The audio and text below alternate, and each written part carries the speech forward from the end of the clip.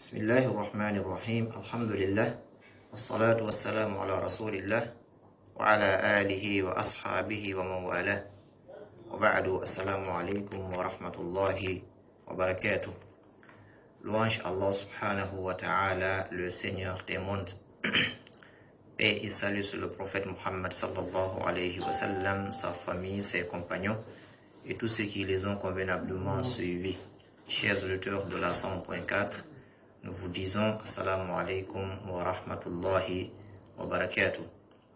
Bienvenue dans votre émission Mimbar al-Tawhid, émission qui vous parvient tous les lundis lorsqu'il est 9h passées de 10 minutes sur la 101.4. Nous sommes dans notre émission Mimbar al-Tawhid.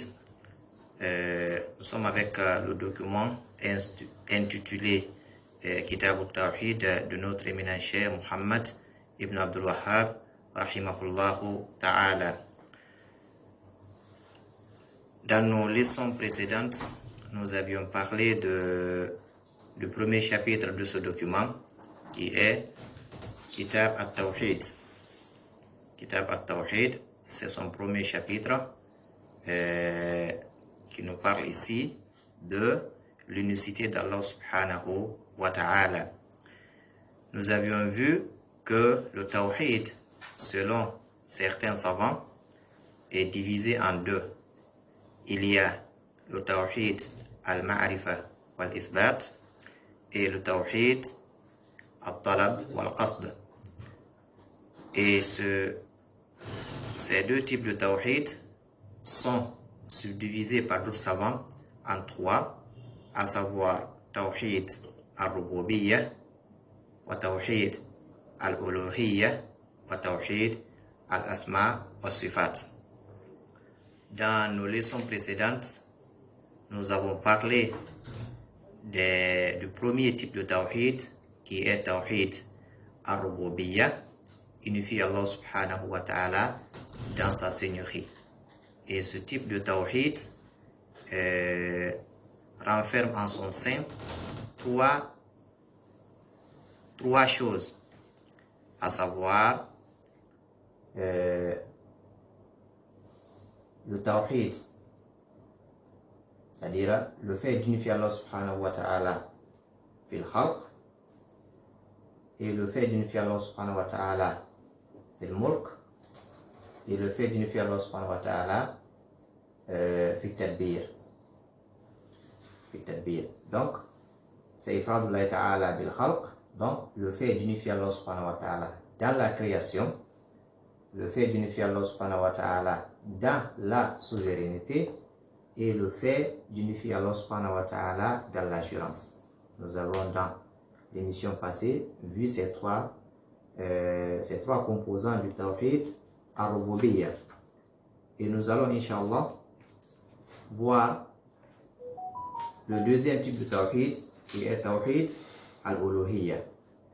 Et n'oubliez pas qu'on avait signalé que le Tawhid al-Rububiyyah n'a été nié par certains que par arrogance. C'est-à-dire que chacun croit que c'est Allah subhanahu wa ta'ala seul qui crée. Chacun a la ferme conviction que c'est Allah subhanahu wa ta'ala seul qui est souverain. La royauté appartient à Allah subhanahu wa ta'ala. Et chacun croit que c'est Allah subhanahu wa ta'ala qui gère les choses, qui donne naissance, qui donne la mort, qui fait venir le jour, la nuit, les pluies, etc. etc. Donc, c'est Allah qui gère les choses. C'est Allah qui donne l'ordre. Cette croyance, elle est niée, bien entendu, par certains, mais c'est juste par arrogance. Et d'autres sont partis jusqu'à dire que il y a deux créateurs, An-Nur wa Dhul. Et nous avions vu ce que les savants ont dit par rapport à cette fausse croyance.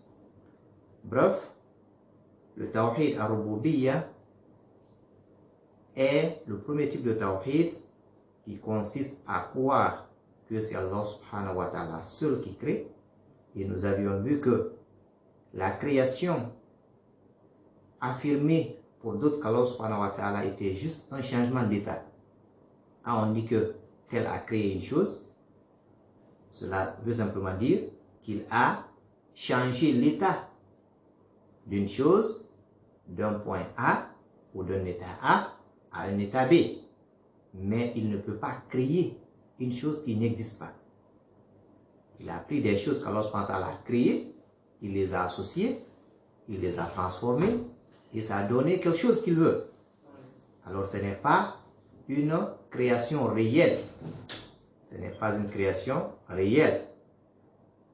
La création réelle, elle est pour Allah subhanahu wa ta'ala seul. Donc, le tawhid ar-rububiyyah consiste à croire que c'est Allah seul qui crée, c'est Allah seul qui est souverain et c'est Allah seul qui gère les choses. Le deuxième type de tawhid, qui est tawhid al-uluhiyyah, c'est le fait d'unifier Allah subhanahu wa ta'ala dans l'adoration. C'est le fait d'adorer Allah subhanahu wa ta'ala seul. Et le serviteur ne doit adorer autre divinité. À cette catégorie de tawhid, beaucoup de gens se sont égarés. C'est là où il y a eu beaucoup de problèmes. C'est là où il y a eu beaucoup d'égarements. Et c'est de par cette catégorie de tawhid qu'Allah subhanahu wa ta'ala a envoyé les messagers, a révélé les livres. Et ce type de tawhid vient accompagner, bien entendu, ces deux frères qui sont tawhid ar-rububiyyah wa tawhid al-asma wa sifat, le fait d'unifier Allah dans la seigneurie et le fait d'unifier Allah subhanahu wa ta'ala dans ses noms et attributs. Mais la chose à laquelle les messagers se sont le plus consacrés avec leur peuple est ce type de tawhid qui est tawhid al-uluhiyyah. Le serviteur doit vouer son adoration à Allah subhanahu wa ta'ala seul et à Allah seul. Il ne doit pas adorer autre qu'Allah subhanahu wa ta'ala. La malakum muqarrab, la nabiyyun mursal, ni à un ange rapproché, ni à un prophète qui a été envoyé. Et c'est les plus nobles. C'est le plus noble. Donc, ni à un saint vertueux. Non. L'adoration, c'est pour Allah subhanahu wa ta'ala seul, sans associé. Et celui qui transfère ce tawhid, comme l'ont dit les chers, celui qui transfère ce tawhid est un polythéiste, est un mécréant. Même s'il reconnaît le tawhid ar-rububiyyah et celui d'asma wa sifat. Cela veut dire que si la personne croit qu'Allah est le créateur, est le seul créateur, qu'Allah est le seul souverain, qu'Allah est le seul gérant de toutes choses et qu'Allah est celui qui est digne de ce qu'il mérite comme nom et attribut, mais que cette personne adore autre qu'Allah subhanahu wa ta'ala, alors sa connaissance du tawhid ar-rububiyyah, sa reconnaissance du tawhid al-asma wa sifat ne lui sera d'aucune utilité. Quand nous prenons un exemple, supposons qu'un homme reconnaisse complètement les tawhid ar-rububiyyah wa al-asma wa sifat. Je rappelle que ces paroles sont des paroles d'Ibn Uthaymin, rahimahullah. Il y a un document qui parle de ces différents types de tawhid que nous avions annoncé au début de ce chapitre. C'est très intéressant. Il dit, supposons qu'un homme reconnaisse complètement le tawhid ar-rububiyyah. il croit que c'est Allah seul qui crée, c'est Allah seul qui est souverain, c'est Allah seul qui gère les choses. Donc là, c'est parfait. Et qui reconnaissent le tawhid al-asma wa sifat. Il attribue à Allah subhanahu wa ta'ala les noms qu'il s'est attribués lui-même. Il attribue ses sifat qu'il s'est attribués lui-même de façon convenable. Là aussi, c'est parfait. Mais que cette personne se rende sur une tombe et adore celui qui y repose, ou lui fait le vœu d'immoler pour se rapprocher de lui par cela, alors on va dire à cette personne que le fait de croire à ou au tawhid al-rububiyyah, le fait d'avoir cru au nom et attributs d'Allah subhanahu wa ta'ala ne te font pas de mécréant, car tu as nié un des types de tawhid qui est tawhid al-uluhiyyah. Alors cette personne, comme le disent les savants, il devient mécréant, il devient polythéiste et il reste éternellement en enfer s'il ne se repentisse pas avant sa mort, bien entendu. Car Allah subhanahu wa ta'ala, dans la sourate Al-Ma'idah, il nous dit innahu man yushrik billah faqad harrama Allahu alayhi al-jannah wa ma'wahu an-nar wa ma lidh-dhalimina min ansar. Allah subhanahu wa ta'ala, dans ce verset, nous dit quiconque associe à Allah d'autres divinités, Allah lui interdit le paradis. Allah lui interdit le paradis. Et son refuge sera le feu. Et pour les injustes, pas de secours. Pas de secours. C'est pourquoi il ne faut pas être injuste. On peut être injuste envers soi-même, injuste envers Allah subhanahu wa ta'ala, injuste envers les gens. Être injuste envers soi, c'est de commettre des péchés. C'est de transgresser les limites d'Allah subhanahu wa ta'ala, les bornes qu'Allah subhanahu wa ta'ala a établies pour ton périmètre. Les transgresser, c'est être injuste envers soi.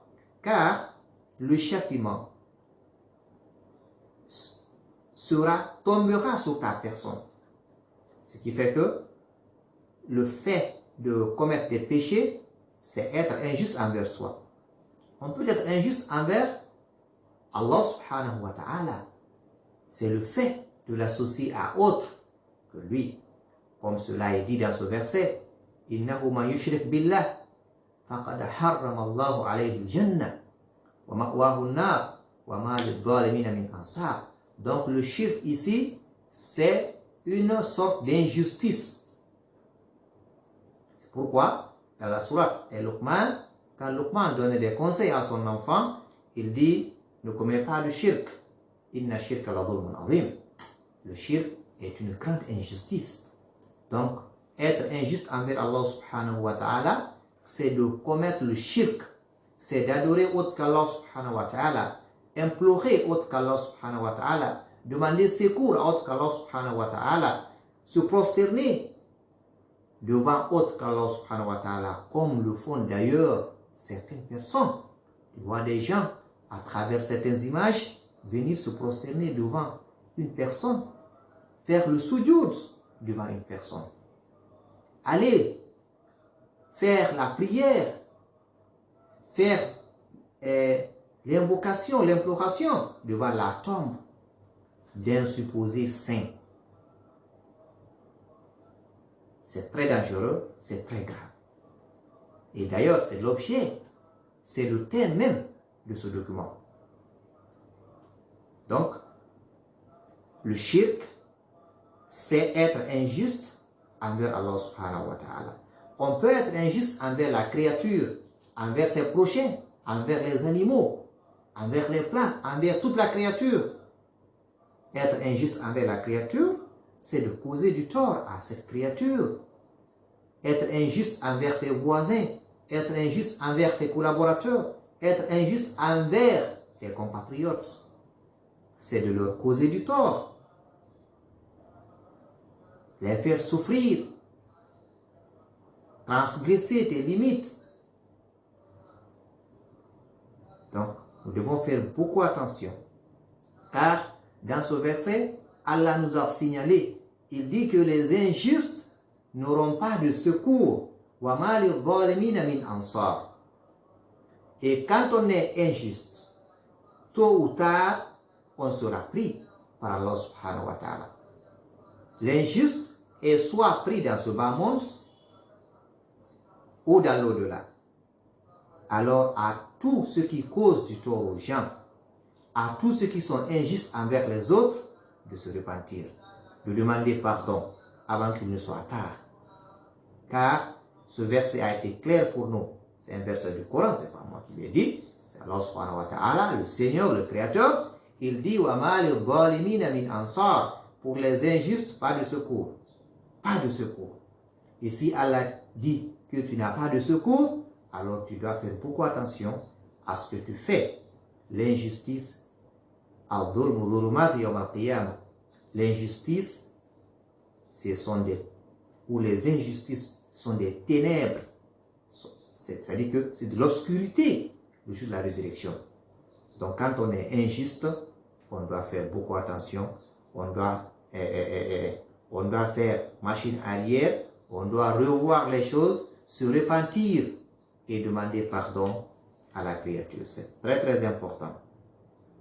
Donc, c'est ce type de tawhid, et comme je l'ai dit, dont le cheikh fait allusion dans ce document, Tawhid al-Uluhiyya. C'est là où se sont égarés la majeure partie des gens. Comme nous l'avions dit, le premier type de Tawhid, certes, comme Pharaon, l'a nié. Il l'a nié, mais c'était par arrogance. Il sait que ce n'est pas lui le Rab. Il sait que ce n'est pas lui qui a créé. Il sait que ce n'est pas lui qui gère les choses. Non. Il le sait profondément. Il l'avait par orgueil. Mais ce type de tawhid, tawhid al-uluhiyya, tawhid al-ibada, là, c'est à cause de ce type de tawhid. C'est parce que les mécréants de la Mecque ont transgressé, ont nié ce type de tawhid que le prophète sallam et ses compagnons les ont combattus. Il y a eu de la guerre sainte. Il y a eu des morts à cause de ce type de tawhid, car c'est le droit d'Allah subhanahu wa ta'ala. Nous allons voir dans le hadith, le droit d'Allah subhanahu wa ta'ala, c'est d'être adoré seul, sans associé.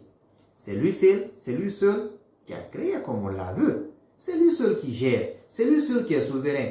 Alors pourquoi ne pas être le seul à être adoré? C'est lui qui a créé. N'a-t-il pas le droit d'être adoré seul? Si. Donc, nous devons adorer Allah subhanahu wa ta'ala seul, prier pour Allah subhanahu wa ta'ala seul, jeûner pour Allah subhanahu wa ta'ala seul, faire le hajj pour lui seul, se prosterner devant lui seul, l'invoquer seul, demander secours à lui seul, immoler pour lui seul. Bref, toutes les adorations, les faire pour Allah subhanahu wa ta'ala seul. C'est le deuxième type de tawhid que nous allons, Inch'Allah, développer dans ce document à travers les chapitres établis par notre éminent cheikh rahimahullahu ta'ala. Le troisième type de tawhid chez le tour de la 5.4, c'est le tawhid al-asma wa sifat. Tawhid al-asma wa sifat. C'est le fait d'unifier Allah subhanahu wa ta'ala dans ses noms et attributs. Dans ses noms et attributs. Nous devons unifier Allah subhanahu wa ta'ala avec ce par quoi il s'est nommé lui-même. Et ce par quoi il s'est décrit lui-même ou par la langue de son prophète Muhammad sallallahu alayhi wa sallam. En affirmant ce qu'Allah a affirmé, en affirmant ce qu'Allah subhanahu wa ta'ala a affirmé sur lui, sans déformation. Ne pas faire ce qu'on appelle at-tahrif. Non. Sans négation. Ne pas faire at-ta'dil dans ses noms et attributs. sans s'interroger sur le comment. At-takyif, non. Et sans comparer. At-tamthil. C'est très important. Affirmer ce qu'Allah subhanahu wa ta'ala a affirmé pour lui-même, sans faire ce qu'on appelle at-tahrif, sans déformer. Quand Allah dit c'est sa main, il faut dire sa main. Quand il dit qu'il voit, il faut dire qu'il voit et croire en cela. Quand il dit qu'il entend, il faut dire il entend. Il ne faut pas déformer. Quand il dit sa main, il ne faut pas dire non, ce n'est pas la main, mais c'est la puissance, c'est la force. Non. C'est ce qu'on appelle at-tahrif. Tu reconnais, mais tu déformes. Il ne faut pas déformer. Si son messager nous dit qu'il a ceci, qu'il a cela, il faut l'accepter ainsi et dire ce que le messager a dit. Sans négation, at-ta'til. Quand Allah dit qu'il voit, il ne faut pas dire non, il ne voit pas. C'est lui qui a dit qu'il voit. Donc il faut accepter qu'il voit. S'il dit qu'il entend, il faut accepter qu'il entend. Laysa kamithlihi shay wa huwa as-sami'ul basir. Il dit qu'il entend, qu'il voit. Donc il faut reconnaître. Il faut affirmer ce qu'Allah subhanahu wa ta'ala a affirmé pour lui-même. Il faut le nommer par les noms qu'il s'est nommé lui-même. Donc, il dit qu'il voit, acceptons qu'il voit. Et croyons en cela. Et disons qu'il voit comme il l'a dit. Donc, bidouni at-ta'til. Il ne faut pas négativiser, il ne faut pas nier. Sans s'interroger sur le comment. At-takyif. Ah, Allah dit qu'il voit, mais comment est-ce qu'il va voir? Comment est-ce qu'il entend? Comment est sa main? Comment? Non. Parce que tu ne le sauras jamais. Si Allah n'avait pas dit qu'il avait une main, qu'il voit, qu'il entend, on ne l'aurait jamais su. Limitons-nous à ce qu'Allah nous a informé. On ne peut pas savoir ce qui est au-delà. Non. Donc, il ne faut pas s'interroger. Il ne faut pas s'interroger. Car il est bon de s'interroger sur une chose que tu comptes connaître. Donc, bidouni takyif.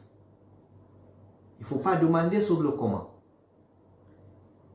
Il ne faut pas déformer. Il ne faut pas nier. Il ne faut pas s'interroger sur le comment. Et il ne faut pas comparer. Il ne faut pas chercher à dire Allah a une main, donc c'est comme la main de... Non, il ne faut pas comparer. Bidouni tamthil, il dit Laysa kamithlihi shay.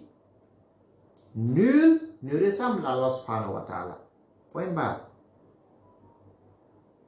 Ce sont les 4 choses que nous devons prendre en compte pour ne pas s'égarer dans ce type de tawhid. Il faut croire, il faut affirmer ce qu'Allah a affirmé pour lui-même. Il faut le nommer par les noms qu'il s'est nommé lui-même ou par son messager. Bidouni at-tahrif, sans déformation. Bidouni ta'til, sans négation, sans nier. Bidouni at-takyif, sans s'interroger sur le comment. Wa bidouni tamthil, sans comparer, sans ressemblance, sans dire que la main ou la manière de voir de Allah subhanahu wa ta'ala est comme celle de telle ou telle chose. Non, Allah il a coupé pour cela, il dit Laysa kamithlihi shay. Nul ne ressemble à Allah subhanahu wa ta'ala. Il faut donc croire en ce par quoi il s'est nommé lui-même et ce par quoi il s'est décrit lui-même de façon réelle et non métaphorique, de façon réelle. Bidouni majaz, bal haqiqi, mais sans s'interroger sur le comment, at-takyif, et sans recourir à des comparaisons comme nous l'avons dit, at-tamthil. Et dans ce type de tawhid, se sont égarés des groupes aussi. des groupes sont égarés dans ce type de tawhid, comme l'a dit Cheikh Uthaymin. Il dit minhum man ghala fi an-nafi wa at-tanzih ghuluwan yakhruj bihi min al-islam wa minhum mutawassita wa minhum qaribun min ahli sunnah. Il dit certains ont exagéré dans la négation en nafi et le dépouillement en tanzih d'une exagération telle qu'elle fait sortir de l'islam. Certains ont nié complètement les sifat d'Allah subhanahu wa ta'ala. Et ce qui fait que ils sont sortis de l'islam. D'autres se trouvent au juste milieu. Ils ont attribué à Allah subhanahu wa ta'ala ce qu'il s'est attribué lui-même. Ils l'ont nommé par les noms qu'il s'est nommé lui-même, sans déformer, sans nier, sans s'interroger sur le comment et sans comparer. Et c'est le groupe sauvé. Il dit que d'autres se trouvent au juste milieu et d'autres sont proches des gens de la sunna. Mais la voix des salafs, écoutez bien, ce qui est plus important, la voix des salafs, des prédécesseurs, dans ce type de tawhid est qu'Allah subhanahu wa ta'ala doit être nommé et décrit par ceux avec quoi il s'est nommé et décrit lui-même, de façon réelle, sans déformation, comme nous l'avons dit, sans négation, sans s'interroger sur le comment et sans recourir à des comparaisons. Ce qu'il faut prendre en compte. Et quand nous prenons ça, nous sommes sur la bonne voie, Inch'Allah, et nous serons sauvés. Allah a dit qu'il entend, acceptons qu'il entend et croyons en cela. Il dit qu'il a telle chose, telle chose, telle chose, il a tel et tel et tel nom, acceptons ces noms, acceptons ses attributs sans déformer, sans négativiser, sans nier, sans s'interroger sur le comment, car le fait de s'interroger sur le comment nous poussera à nous égarer. Acceptons ce qu'il a dit, ou ce que son prophète a dit par rapport à ses noms et attributs.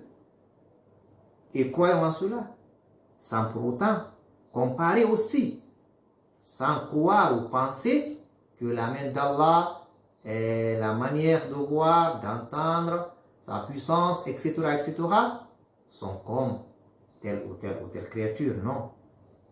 Le Créateur ne ressemble pas à sa créature. Il a dit dans son Saint-Coran, donc c'est fini. Et ce type de tawhid sera aussi détaillé, Inch'Allah, dans nos prochains documents, les documents qui traiteront ce sujet de façon très large, Inch'Allah ta'ala. Revenons sur le chapitre. Je rappelle que nous sommes au niveau du premier chapitre jusqu'à présent. On a juste détaillé le titre de ce chapitre. Ce chapitre disait Kitab at-Tawhid. Donc on a juste parlé de Tawhid dans ces émissions. Le Cheikh, rahimahullah, il a commencé ce chapitre par citer des versets. Il dit, Allah subhanahu wa ta'ala dit, wa ma khalaqtul jinna wal insa illa liya'budun. Je n'ai créé les djinns et les êtres humains que pour qu'ils m'adorent. Et Cheikh Saadi, dans son tafsir, dans le commentaire de ce verset, il dit هذه الغاية التي خلق الله الجن والإنس لها. Il dit ceci est le but par lequel Allah subhanahu wa ta'ala a créé les djinns et les humains. C'est l'objectif de notre création. L'objectif de la création des djinns et les hommes, c'est adorer Allah subhanahu wa ta'ala. Seul, lui vouer un culte exclusif. C'est ça l'objectif. Et comme nous le savons, certains mufassirin disent que wa ma'na ya'budun fi hadhihi al-aya ay yuwahhidun. Le sens d'adorer Allah subhanahu wa ta'ala dans ce verset, je n'ai créé les hommes et les djinns que pour qu'ils m'adorent. Pour qu'ils m'adorent ici, selon certains savants, ça veut dire pour qu'ils m'unifient, pour qu'ils m'adorent seuls, ay ma'na yuwahhidun, qu'il m'adore seul. Car on peut adorer Allah subhanahu wa ta'ala et adorer d'autres qu'Allah subhanahu wa ta'ala. Mais ça veut tout simplement dire qu'il faut adorer Allah et lui seul. Et lui seul. Ensuite, le cheikh a cité le verset suivant. وَلَقَدْ بَعَثْنَا فِي كُلِّ أُمَّةٍ رَسُولًا أَنِ اعْبُدُوا اللَّهَ وَاجْتَنِبُوا الطَّاغُوتَ. Nous avons envoyé dans chaque communauté un messager pour leur dire adorez Allah et écartez-vous du Taghut. À ce niveau aussi, Cheikh Saleh nous dit وَالْحِكْمَةُ مِنْ إِرْسَالِ الرُّسُلِ أولا إقامة الحجة. قال تعالى رسلا مبشرين ومنذرين لئلا يكون للناس على الله حجة بعد الرسل. ثانيا الرحمة لقوله تعالى وما أرسلناك إلا رحمة للعالمين. ثالثا بيان الطريق الموصل إلى الله تعالى لأن الإنسان لا يعرف ما يجب لله على وجه التفصيل إلا عن طريق الرسل. Cheikh Uthaymin, dans son document Al-Qawl al-Mufid, c'est un document aussi qu'il a édité pour toujours commenter ce livre Kitab al-Tawhid. Dans ce document, il dit que la sagesse qu'il y a dans l'envoi des messagers est, premièrement, une preuve. C'est une preuve. Car Allah dit, en tant que messager, annonciateur et avertisseur, afin qu'après la venue des messagers, il n'y ait eu pour les gens point d'argument devant Allah subhanahu wa ta'ala. Donc, lorsque les messagers sont là, avec les livres révélés, ils transmettent le message, il n'y aura pas d'argument pour nous devant Allah subhanahu wa ta'ala. Ah Allah, nous ne savons pas. On n'a pas reçu de messager, on n'a pas reçu de livre. Non, tout est là. Il y a eu des messagers, il y a eu des livres. Donc, pas d'argument devant Allah subhanahu wa ta'ala. Deuxième hikmah, c'est une miséricorde. Le fait d'envoyer des messagers est une miséricorde, rahman. Car Allah dit, et nous ne t'avons envoyé qu'un miséricorde pour l'univers. Troisième sagesse, c'est pour montrer la voie qui mène vers Allah subhanahu wa ta'ala. Car le pauvre serviteur ne peut savoir les obligations envers Allah subhanahu wa ta'ala que par l'intermédiaire des messagers. Si Allah nous a dit de prier, c'est le messager qui est venu nous dire c'est comme ça il faut prier. C'est comme ça il faut faire les ablutions. C'est comme ça il faut te laver la janaba. C'est comme ça il faut jeûner. Comme ça il faut faire le hajj. Il a prié, il a fini. Il dit sallu kama ra'aytumuni usalli. Donc il est venu pour nous enseigner. Il a fait le hajj, il finit. Il dit khudhu anni manasikakum. Prenez en moi vos rites de pèlerinage. Ça veut tout simplement dire que je suis là. Je suis un enseignant, je vous enseigne comment adorer Allah subhanahu wa ta'ala. Donner la zakat, c'est dit dans le Coran. Mais c'est le messager qui est venu nous dire, c'est comme ça, il faut donner la zakat. Toutes les adorations d'ailleurs.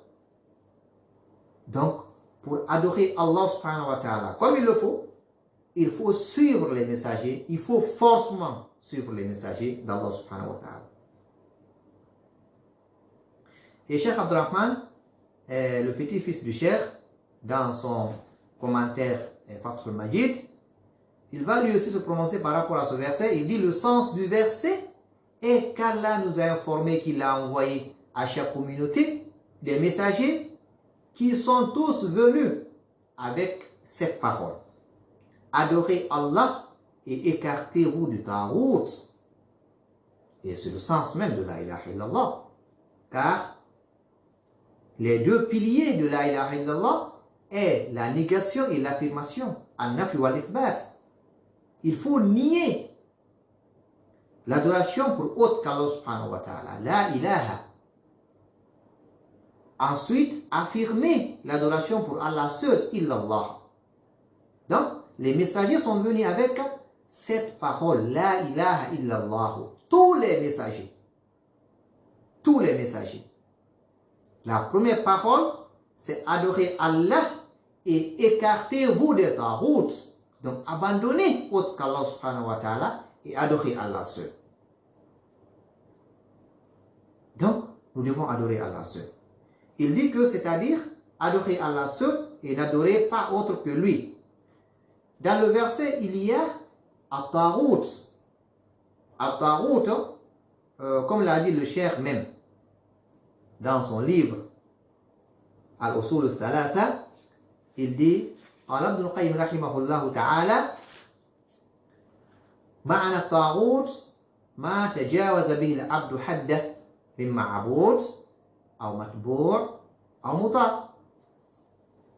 Dans son livre Les trois sources et leurs preuves, le cheikh nous a rapporté cette parole du savant Ibn al-Qayyim qui dit At-Taghut. At-Taghut signifie toute chose par laquelle l'être humain dépasse ses mesures, dépasse ses bornes dans sa croyance envers un sujet de culte, de subordination et d'obéissance. Bref, At-Taghut, c'est tout ce qui te fait transgresser les limites d'Allah subhanahu wa ta'ala. Tout ce qui te fait transgresser, te fait dépasser les mesures, les bornes établies par Allah subhanahu wa ta'ala. Que ceci soit quelqu'un que tu as adoré, ou quelqu'un que tu as suivi, ou quelqu'un que tu as obéi, à qui tu as obéi. Donc, on n'adore pas autre qu'Allah subhanahu wa ta'ala. Donc, on met ça à côté. On ne doit suivre quelqu'un que dans ce qu'Allah subhanahu wa ta'ala a ordonné. On ne doit obéir à quelqu'un que dans ce qu'Allah subhanahu wa ta'ala a ordonné. Ceci est très important. C'est pourquoi il ne faut pas obéir à quelqu'un lorsque l'ordre donné par ce dernier n'est pas conforme à ce qu'Allah subhanahu wa ta'ala a ordonné. Lorsque l'ordre n'est pas bon, il ne faut pas l'accepter, il ne faut pas l'obéir à cela. Ceci est très important. Et le cheikh, il dit qu'il y a différents types de taghouts. Il a cité les 5, les têtes, les chefs. Il dit que le premier, c'est Iblis. La'anahullah. Deuxièmement, c'est celui qui se laisse adorer, consent à l'être et l'approuve. On l'adore, il est fier, il est content parce qu'on l'adore, alors c'est un taghut. Et 3, celui qui invite les humains, les êtres à l'adorer en personne. Le deuxième type, il n'a pas appelé les gens à l'adorer, mais les gens l'adorent, et il est content, il consent, il est satisfait. C'est un taghut. Le troisième, lui-même, il appelle les gens, il dit venez, venez, venez m'adorer. Là aussi, c'est un taghut. Et quatrièmement, celui qui prétend savoir quelque chose de surnaturel. Quelque chose d'occulte. Des choses invisibles que seul Allah connaît. Quelque chose qui prétend le savoir est aussi un taghut. Et cinquièmement, celui qui rend des jugements contraires aux révélations d'Allah subhanahu wa ta'ala. Celui qui juge par autre que les livres d'Allah subhanahu wa ta'ala, que le jugement d'Allah subhanahu wa ta'ala, car le juste, c'est Allah subhanahu wa ta'ala. Le jugement, le meilleur jugement est celui d'Allah subhanahu wa ta'ala, qui n'accuse personne, qui ne cause du tort à personne, qui est du côté de la vérité. Donc ce sont là les 5 têtes, les 5 chefs des tawaghit et de taghut, comme on l'a dit, c'est tout ce qui te fait transgresser les limites d'Allah subhanahu wa ta'ala, que ce soit une personne ou un diable ou autre chose, il ne faut pas accepter. Il ne faut pas accepter. C'est très intéressant. Et nous allons continuer toujours à citer ces versets. On va se limiter ici. Nous allons continuer à le faire, Inch'Allah, dans nos prochaines émissions. On va demander à Yacine de libérer l'antenne pour nos auditeurs. Si vous voulez nous joindre à travers l'un de ces numéros, vous êtes les bienvenus, 623 102 103, 655 55 10 55 669 88 46 46. Je rappelle que vous êtes dans votre émission Minbar al-Tawhid, émission qui vous parvient tous les lundis lorsqu'il est 9h passé de 10 minutes sur la 100.4. Nous sommes avec notre document Kitab al-Tawhid, un document qui nous parle ici de l'unicité d'Allah subhanahu wa ta'ala. Et nous sommes au premier chapitre de ce document, chapitre intitulé Kitab al-Tawhid. Nous avions parlé dans nos émissions antérieures du Tawhid, de l'unicité, de sa définition, de ses différents types. Et nous avons fini aujourd'hui les différents types de Tawhid. Nous avons vu que les savants ont divisé ce Tawhid, certains en 2 et d'autres en 3. Et nous avons vu ces 3 types de Tawhid avec leurs composants, c'est très important. Vous nous appelez à travers le 623 102 103 ou le 655 55 10 55 ou le 669 88 46 46. Si vous avez des questions concernant le cours dispensé aujourd'hui ou les cours antérieurs, voilà, et nous vous appelons à toujours être dans le sujet, donc on va se conformer au sujet, donc ne pas sortir du cadre. Nous avons vu que les 3 types de Tawhid, Tawhid al-Rububiyya, wal-Uluhiyya, wal-Asma wa Sifat, ce sont les composants du Tawhid. Et ce n'est pas une innovation, cette catégorisation a été tirée du Coran et de la Sunna, donc nous l'avons vu à travers des preuves. Et le premier type de Tawhid qui est composé de 3 éléments, le fait d'unifier Allah dans la création, le fait d'unifier Allah dans la souveraineté et le fait de l'unifier dans l'assurance. Et le deuxième type, c'est Tawhid al-Uluhiyya, qui a fait l'objet d'ailleurs de beaucoup d'égarements. Donc c'est l'objectif de l'envoi des messagers, car si nous remontons un peu l'histoire du temps de Noé, assalamu alaikum.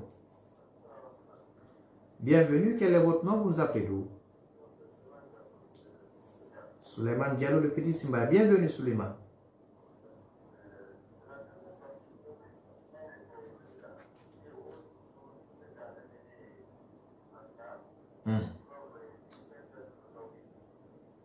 Je dis jugé par autre cas. Voilà. Oui, j'ai dit juger par autre que ce qu'Allah a révélé, c'est-à-dire prendre autre jugement que le jugement d'Allah subhanahu wa ta'ala. Voilà. Maintenant, la question c'est quoi?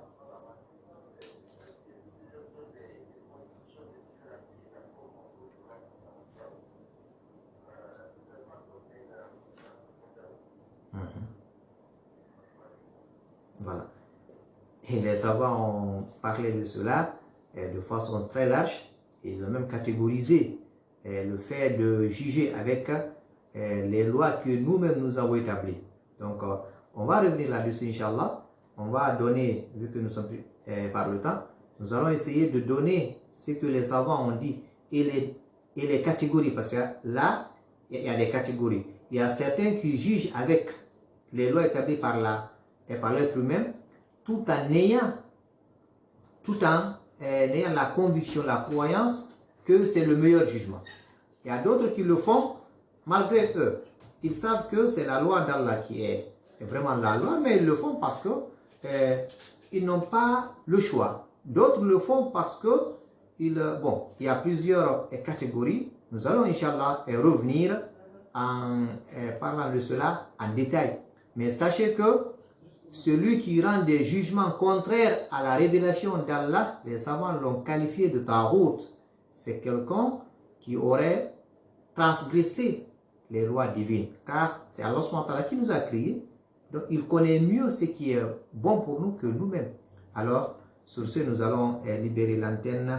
Nous allons quitter cette émission. Mise en onde ici à Conakry, Mamadou Yassine Diallo, à Kindia Omar Kondé, à Pita Silla, à Kontierno Majuba. Nous nous excusons pour la question. Nous allons revenir, Inch'Allah, de fond à large, Inch'Allah. Nous sommes pris par le temps. J'étais avec vous ici pour cette émission Diallo Abdou Karim. Et sachez que cette émission vous parvient tous les lundis à partir de 9h. Donc, ne ratez pas ces cours. Barakallahu fikum wa salamu alaikum wa rahmatullahi wa barakatuh.